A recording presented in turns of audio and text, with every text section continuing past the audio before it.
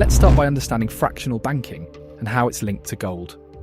Fractional banking allows banks to lend out more money than they actually hold in deposits, effectively creating money out of thin air.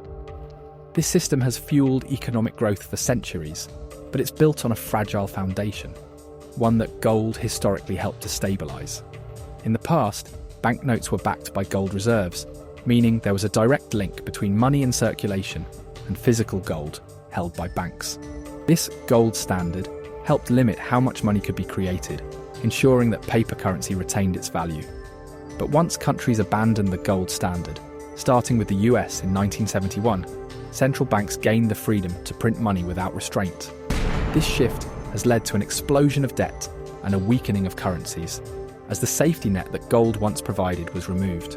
Today, central banks are returning to gold, not to back currencies, but as a hedge against the risks created by the very system they now operate. It's a sign that even the institutions responsible for money creation recognize the need for a solid foundation, which gold historically offered. So why are they stockpiling gold now? The answer lies in the history of gold. In recent years, central banks have been buying gold at record levels, with over 1,100 tons purchased in 2023 alone. This is the highest amount in over 50 years. Why the sudden rush? It's partly because central banks understand that fiat currencies, paper money backed by nothing, are vulnerable. Historically, no fiat currency has survived forever, and with global debt reaching unprecedented levels, central banks are looking for something stable to back their reserves. Gold has always been considered real money, a store of value that holds its worth over time. As central banks accumulate gold, it pushes up the price due to increased demand, signalling to everyday investors that something bigger might be on the horizon.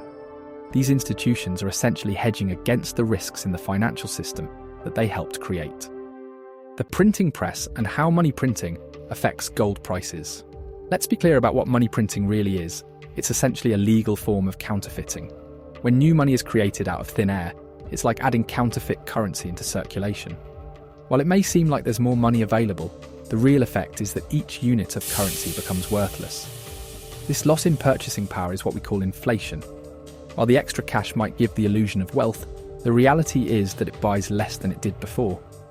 Prices for essentials like food, fuel, and housing rise because the currency itself is losing value. This isn't just a side effect, it's an inevitable outcome of continuously increasing the money supply. Gold, however, doesn't work that way. It can't be created at will, and its supply is limited by nature and mining capabilities. This makes gold an ideal hedge against the devaluation of currency. As more money is printed, the demand for gold typically rises because people and institutions seek a store of value that isn't subject to the same erosion. This is why central banks aren't just printing money, they're also quietly increasing their gold reserves. They understand that while printing more money may temporarily stimulate the economy, it also risks undermining the currency's long-term stability. As a result, gold emerges as a go-to asset for preserving wealth when purchasing power is being diluted. As central banks continue their monetary policies, the purchasing power of fiat currencies keeps eroding. Take the US dollar, for example. Since the Federal Reserve was established in 1913, its value has plummeted by over 96%. But this isn't just a US problem. Currencies around the world are losing value as governments try to manage debt and stimulate growth by devaluing their money. For savers, this creates a big issue.